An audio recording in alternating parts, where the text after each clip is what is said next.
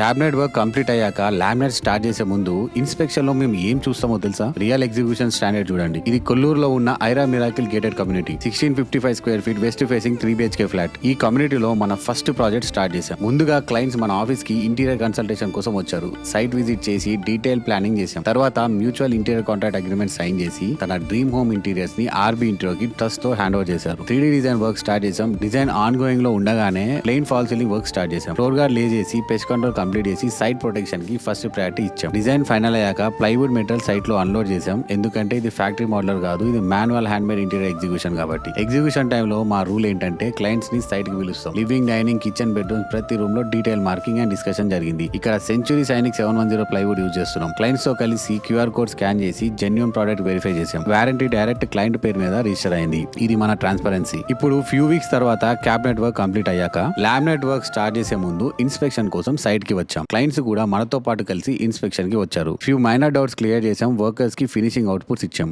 Very soon laminate work start అవుతుంది. Execution అంటే speed కాదు, perfection plus transparency. Laminate work start అవడానికి ready. Final finish ఎలా ఉంటుందో చూడడానికి మీరు రెడీయా? Stay tune with RB interior.